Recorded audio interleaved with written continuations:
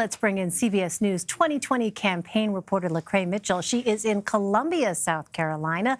LaCrai, you were at both a Bernie Sanders and Joe Biden watch party tonight. What was the reaction like from people there? Sure. I started at a Biden watch party, like you said, and people thought that he was having a strong night. You know, before I left, there were applauses when he had a couple of moments, particularly when he was talking about needing someone with experience.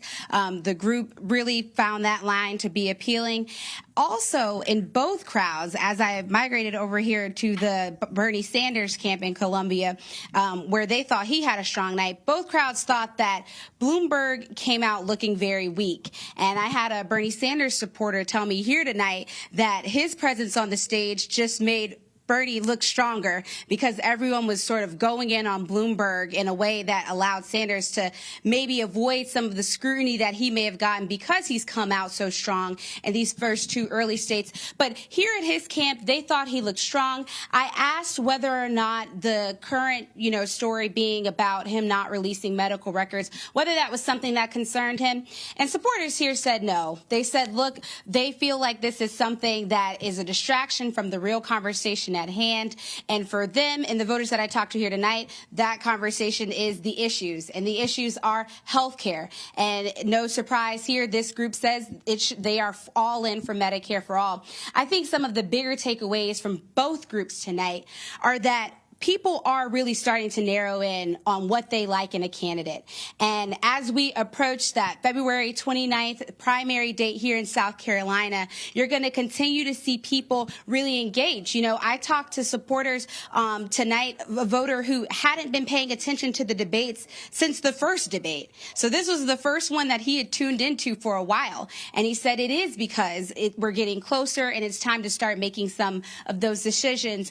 And look, I think it's important to note that while beating Donald Trump is a priority, it's still worth saying that voters are looking for candidates that still inspire them. And so in both of these camps tonight, the candidates that they were there for, former Vice President Biden, Senator Sanders, they felt like these candidates for different reasons are the ones that not only can beat President Trump, but that make them feel good about voting for them and supporting them and canvassing for them in the run up to this primary. So I think as we continue to see how this plays out, like I said, they said that the presence of Bloomberg made all the other candidates look stronger.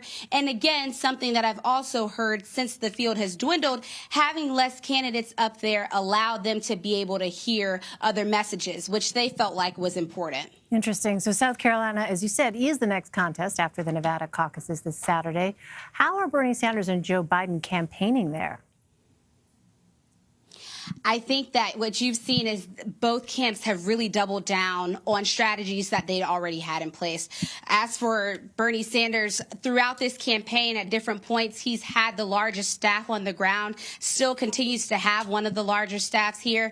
They've done traditional get out the vote, phone banking, text banking, but also they invested really early.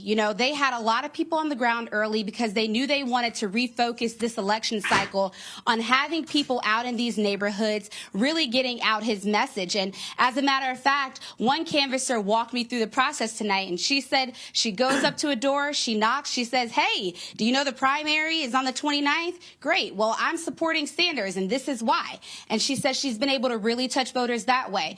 Biden's side, I think they would say the same thing. They've been doubling down on things that they'd already been doing on the ground here. You've seen different surrogates in town. Tonight, you had former Secretary John Kerry at his debate watch party. They have their second surrogate bus tour going through the state, featuring surrogates like Simone Sanders, Valerie Biden Owens, Dr. Jill Biden was here earlier this week.